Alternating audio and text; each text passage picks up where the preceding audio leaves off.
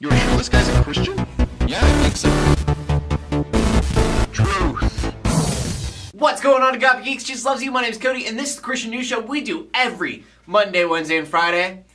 Because I feel like it. As always, if you want to help support the show, you can always go to gobgeeks.spreadshirt.com, where you can get one of our 5 personally, I think, awesome designs. I don't know if you think they're awesome, but either way, whether you do or not, buying one helps. And with all that being said, I need to have myself a little mini rant. I don't know if you guys noticed this or not, but I am a fan of Philip DeFranco. If you watch my show and you watch his show, you will probably see similarities because I was inspired by his show to even start YouTube in the first place. But one of the big differences you're going to see if you watch both of our shows side by side is that we have very different religious opinions. Like, hopefully you've noticed my show is it's Christian. It's very God comes first Christian show. Christian opinions on Christian related news type show. And Philip DeFranco's show is it's not. It doesn't really talk about religion almost ever, but sometimes he does. And when he talks about religion, he usually talks about philontology, which is this thing that he made up to explain his idea on his agnosticism leaning atheist. And I just want to point out again that I love Philip DeFranco and I love the Philip DeFranco show, and his religious views do not change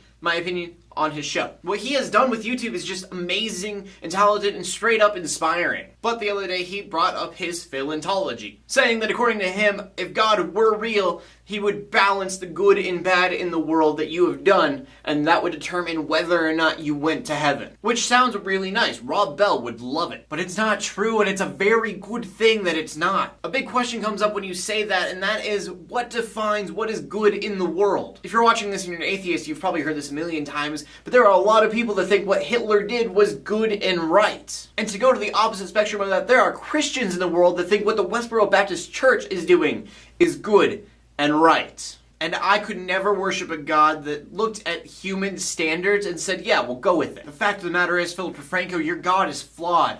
My God is perfect. My God doesn't let humans set the bar because he is the bar. And God says, I didn't make you perfect.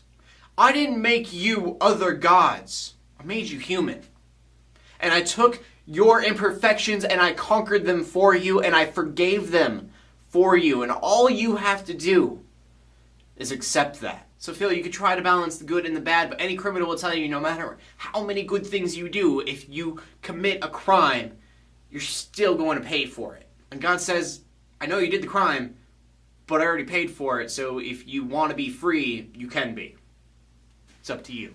And that was supposed to be a short rant, but looking at how many clips it took to do it, I assume that it probably wasn't. But I still do want to talk about the news today, and the first thing that I want to talk about is the Pope, which I know that I've talked about the Pope quite a bit lately, but he's been in the news a lot, and it's been really important things. And some of you may have already heard about it. I should have talked about it in my last video, but I didn't catch it right away, so I'm saying it now. And according to an interview, the Pope said that he does not judge people who are gay. And of course, the media ran with it and blew it way out of proportion, saying that it's game-changing, even though he's not changing any of the Catholic policies on homosexuality. He's pretty much saying what a lot of Christians have already been saying for a while now, and that is that everybody sins. And if you are pursuing God, then who are we as Christians to judge them? You may have heard the phrase, don't judge people simply because they sin differently than you. And I've said my stance on it before, I don't know why, because nobody will agree with me ever, no matter what I say. And that is that I believe that homosexuality is a sin, but I think that it is a sin that has been blown way out of proportion. I don't know about a lot of you, but I do not define myself by my sexuality. When I'm trying to find words that describe me, straight isn't one of the big things that I throw out there right away.